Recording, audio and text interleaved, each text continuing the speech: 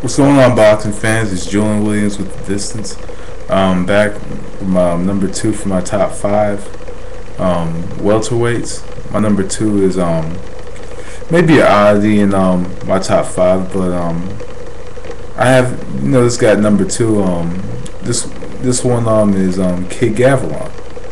Kid Gavilan. We all seen my top five chin list. Was number four. Kid Gavilan, I'll just say this, Kid Gavilan, I do think probably would have beaten a lot of fighters on my list more than likely. Even though he had a record of he had more than I believe he had more than 20 losses in his career, and didn't even have many knockouts. He was a hard-nosed fighter. He was always there. He won the welterweight championship in 51 or 52 when he fought Johnny Bratton.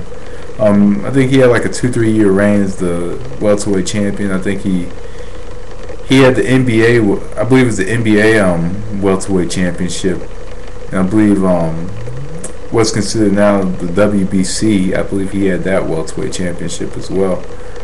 I could be mistaken, but Kid Gavilan, he had a very fierce style. One of the first one of the early Cuban boxers to come on American soil and and fight and do well here in the United States. Another fighter was Kid Chocolate. I don't remember his name, but Kid Chocolate was like a featherweight, a super featherweight. But Kid Gavilan, before we had Joel Casamayor, Yorkis Gamboa, Teofilo Stevenson, before we had men like that, and these guys, had great amateur backgrounds. Like a lot of Cuban boxers today, have great amateur backgrounds.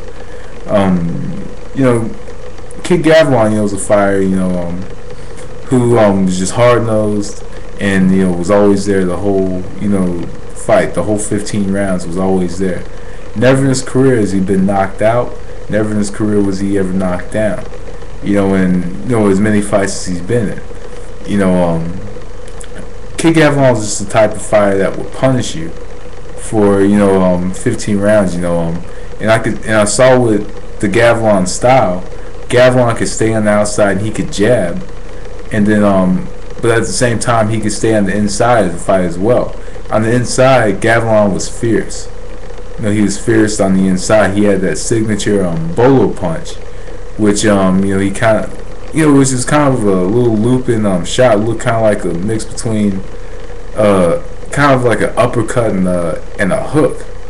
It was a little mixture of that kind of like but at the same time it did kind of look like when when those little softball players are playing, like those girls are playing softball and they do a little underhand throw or whatever.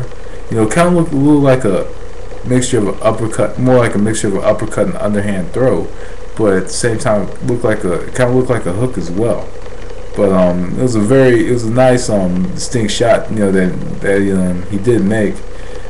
Kind of event was or whatever, but it was a signature shot, and it wasn't necessarily knocking out opponents, but it was it was landing. It would land, and he was actually, it looked like he was somewhat accurate with that punch. But a lot of his fights, I can't really talk about a lot of his earlier fights because they didn't air in the United States. I don't think they were even filmed.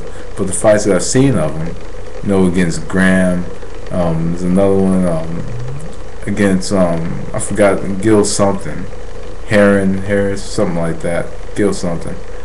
The fights that I hear on YouTube, you see Kid Gavilan, pretty much in epic battles. It's really what you saw, but at the same time, if you look at his full, if you get a chance to see some of his full fights, you gotta let me know, because I've never seen a full fight with Gavilan. I just seen a lot of different. I've seen a lot of different matchups with him.